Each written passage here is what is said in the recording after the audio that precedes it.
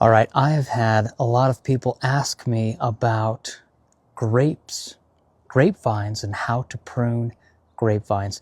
So I'm going to show you a few different examples and talk about what you can do. I live in St. George, Utah, and so it's a great time to be pruning, but let me turn this around and I'll show you what I mean as I explain about grapes. So here's an example. I actually have a grapevine here. It's in between a dwarf nectarine tree right here and a dwarf peach tree. But you can see the first year, this is about 2.5 years old. The first year I grow and focus on growing up vertically. You can see I cut everything off the sides. I want to have this vertical trunk going up. And then of course we have these thicker branches are the cordons. That's a few years old, but usually I'll cut those out as well. Your grapes will grow on your second year wood, meaning this wood grew last year, and I've already pruned this, so I've actually pruned quite a bit out. But see, each node or nodule that you have here, you will have grapes.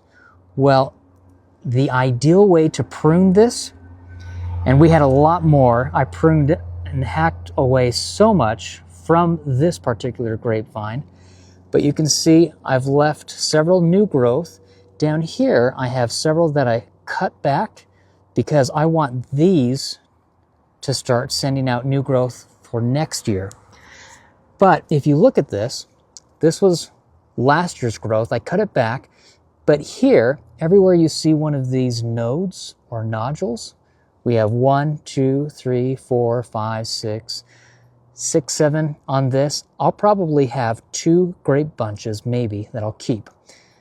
Maybe 2 here, maybe 4 there. Going all the way down, we have several that I've kept. The best way to do it is to have 1 up top going to the left, 1 up top going to the right, and then have some going down here. I actually cut these off, but I did keep this and this, so then we can start getting new growth coming out for next year. These vines will then grow along the wires that I've trained. But that's one example right here. Let me go to another example. Now here you can see this is younger. This is only about 1.5 years. The first year I just focused on growing straight up, and then we have all of this new growth coming out here. And I haven't pruned a lot back with this yet. You can see I have additional. I'm going to keep these for this year, and I'll let these produce grapes because this was last year's wood. So I'll let these produce grapes. I'll cut these off. And then after next year, after I harvest the grapes, I focus on getting a lot of grapes. Then we're only going to have this being the main trunk. And then of course we can start. Here's a line coming out here. Here's another one. It comes up the top. Here's another line. And then going out to the right. I still need to prune that back. But ideally what you want to do, if you can have, especially in Utah, and you can prune it however you want, but if you know what wood you're keeping, where the grapes will grow, it will help you focus on getting as many grapes as possible.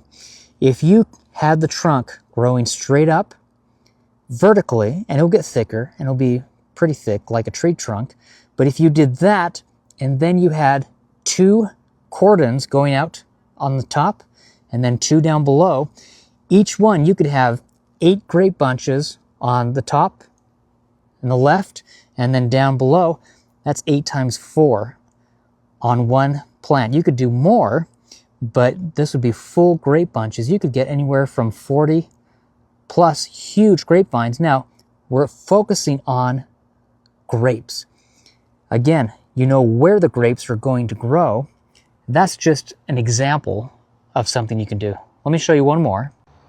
Let me show you this grapevine right here. This is a fun grapevine. Look at how tall this is. And then you can see, I haven't pruned it yet. I'll be pruning this out later today. But look at this. This is only 3.5 years old. I took this as a cutting and it was about this, maybe less than that, as a cutting, about from here down. I took this as a cutting, and I just stuck it in the ground, rooted it, and look at this trunk coming up. Now again, you can tell the wood when you have the trunk, you have these cordons coming off. That's what this is. And these will continue to send out new growth. And I can keep cutting that back. This I'm designing a little differently than the other ones, in that I know where I want the wood to be. And you can see I have wires coming out here. I have wires going up there. And then all across the top of my garage door, I have wires. This right here is new growth from last year. I'm going to cut back most of this wood right here, the hardwood. You can see we have new shoots coming out. I'm going to cut most of that back, the old wood, because this is going to be my new strand going along there. But you can see the top, look at all this new growth. This is a green Thompson grape down here.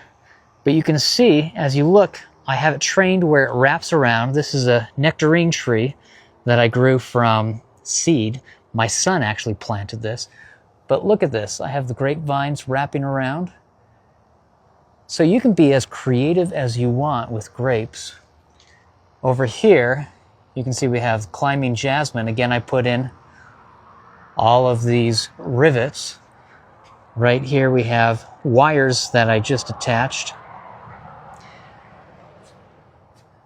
It was kind of fun. And then, of course, we get into fig trees and peach and nectarine and all the different trees that I've been pruning. But just to give you an idea, that is what you can do when you are trying to come up with a game plan for your grapes.